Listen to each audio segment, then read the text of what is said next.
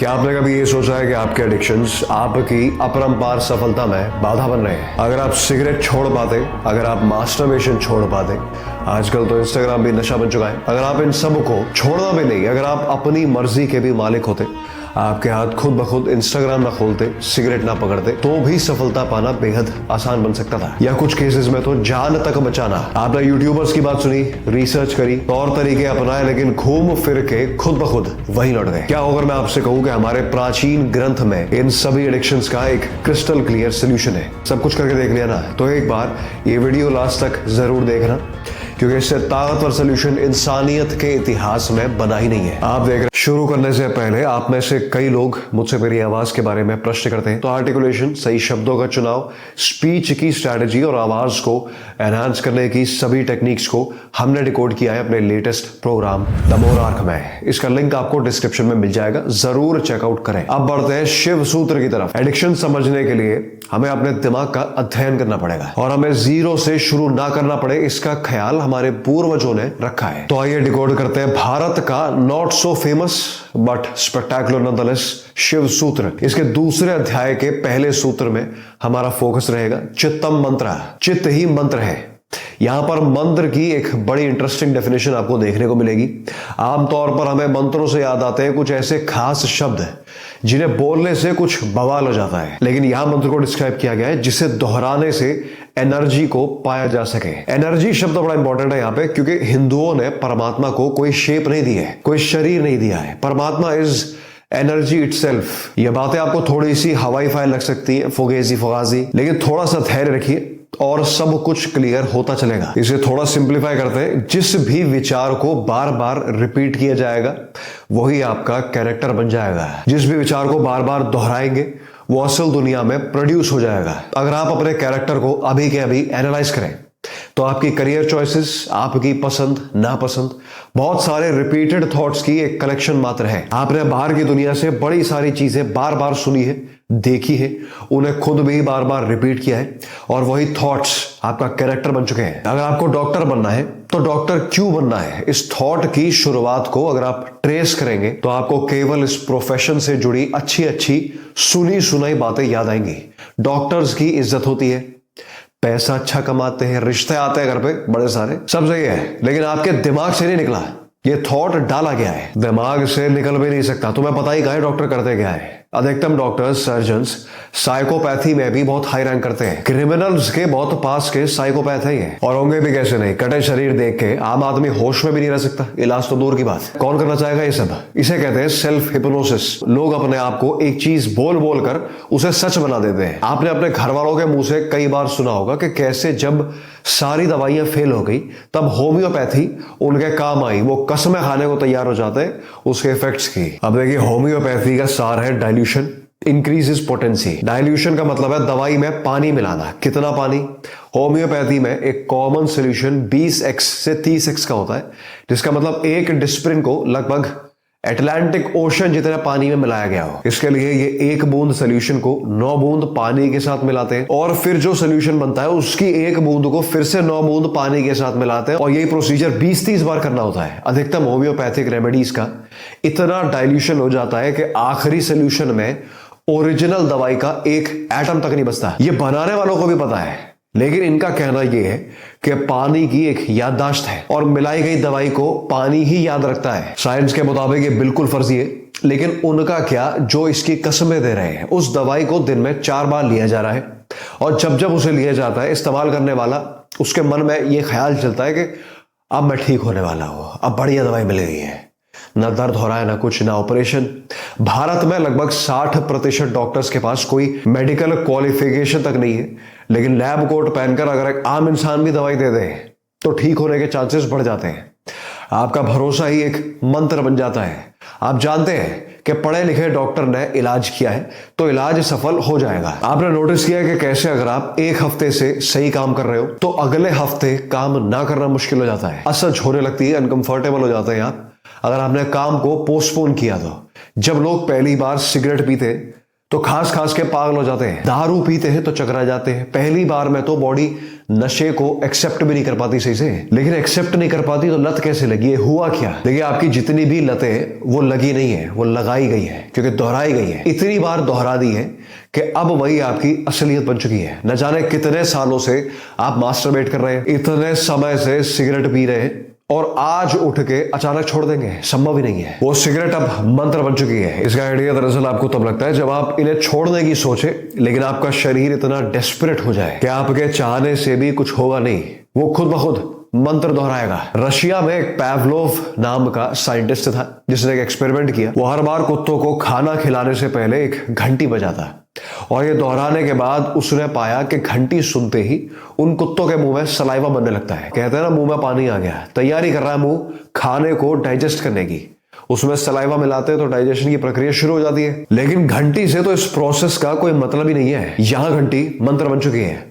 अर्पित वाला साहब कहते हैं कि एक्स की याद आए तो गले में उंगली डाल लो। जब भी याद आए उंगली डाल के उल्टी जैसा मन खराब, तो एक्स की याद ही उल्टी की भावना बन जाएगी, जो किसी को भी पसंद नहीं है। ये वाकई में होता है। नहीं मतलब मैंने नहीं करा है, आपको मास्टरबेशन छोड़ना भी है, लेकिन उसके बावजूद आप उसे दोहराते चलते हैं, और जितना दोहराते हैं उसे उतना ही शक्तिशाली बना देते हैं। कसमें खा लेते हैं दुनिया जहान की। आज के बाद जो मैंने उधर हाथ भी फेरा और टाइम आने पर सारी किस्में तोड़ देते हैं, मास्टरबेशन फिर भी करते हैं। अब खेल ज्यादा बिगड़ गया है। इससे कई गुना बेहतर होता कि आपने खुद से ये ना करने का वादा किया ही ना होता है, क्योंकि अब ये मंत्र ओवर पावर कर दिया गया है। अब आपके दिमाग में ये एस्टैब्लिश हो गया है कि मास्टरबेशन आपकी किसी भी कसम से, आपके किसी भी वादे से बड़ा है।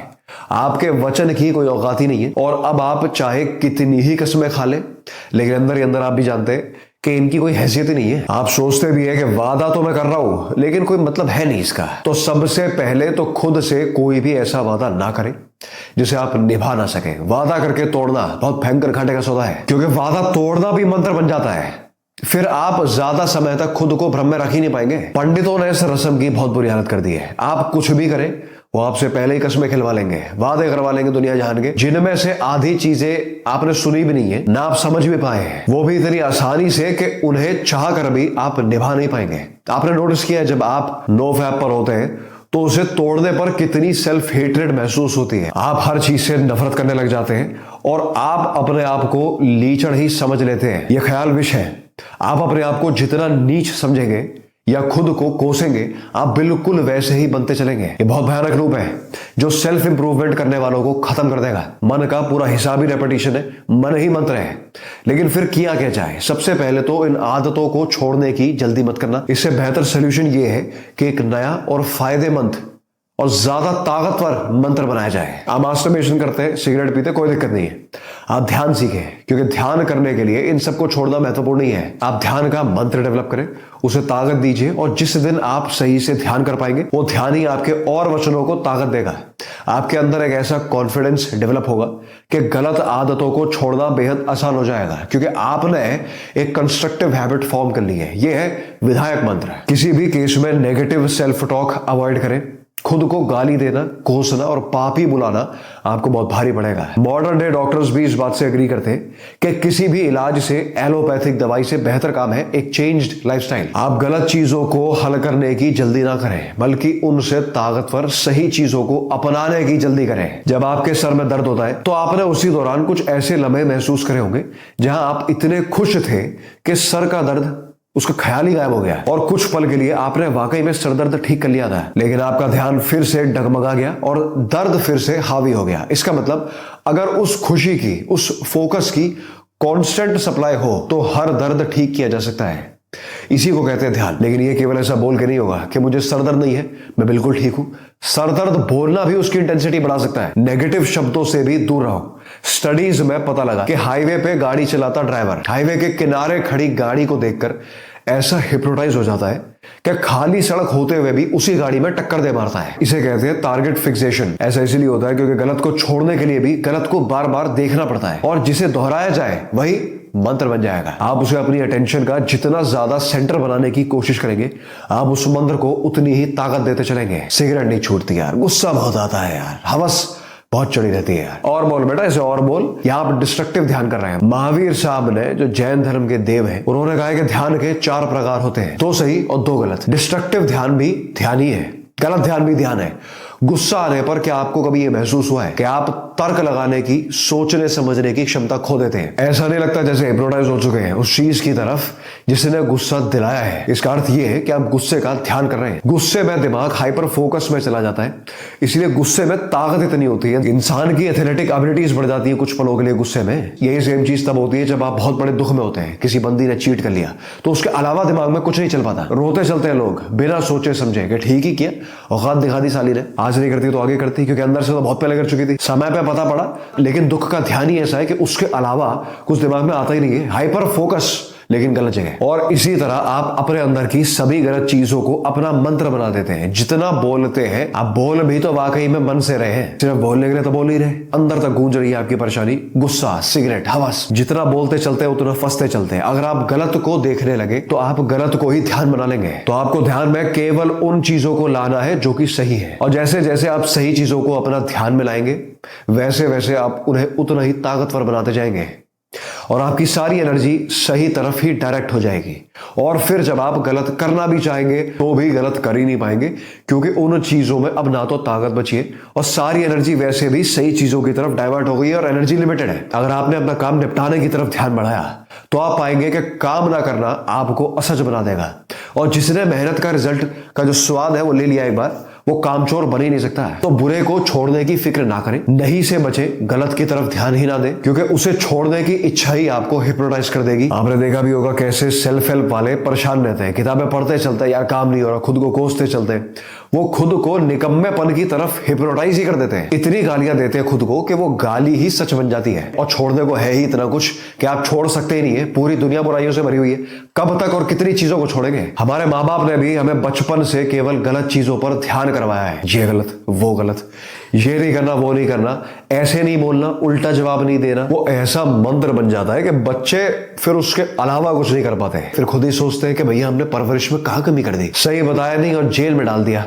उसका लॉजिक ये है कि गलत छोड़ेंगे तभी तो सही पकड़ेंगे। अब उनकी भी बात सही लगती है, क्योंकि बात तो सही, गलत को हटाए बिना सही को पकड़ेंगे कैसे? लेकिन आप खुद सोचिए कि अगर एक कमरे में अंधेरा है तो अंधेरे को हटाने के लिए कोई सिंगुलर टैक्टिक तो है नहीं। अंधेरे को तो केवल लाइट ही खत्म कर सकती है, अंधेरे की बात करनी नहीं है। अगर बुराई हटाई जा सकती तो कब की हट चुकी होती, भगवान हटा के ही भेजते, लेकिन ऐसा किया ही नहीं जा सकता। लेकिन बुराई में स्वाद भी है, मजा भी है उनके लिए जिन्होंने आज तक बेहतर चीजें नहीं चखी, क्योंकि असल हैप्पीनेस शुरुआत में सैडनेस के टैक्स के साथ आती है। एक certain level of suffering bear करनी पड़ती है आपको उस रिजल्ट तक जाने के लिए। लेकिन जिसको वो स्वाद आ गया उसे सारी बुराइयां फालतू लगने लगती हैं। ध्यान को जिसने मंत्र बनाया, जिसे झलक मिली अपनी सुपर कॉन्शियस की, वो इस तरफ मुड़ के देख ही नहीं सकता, क्योंकि उसे सारा संसार ही बेस्वाद लगने लगता है। मैं जानता हूं कि बातें बड़ी काल्पनिक प्रतीत होती है, लेकिन अगर मुझे इसकी झलक न मिली होती तो मैं शायद ही इन चीजों को जरा भी सीरियसली लेता। अगर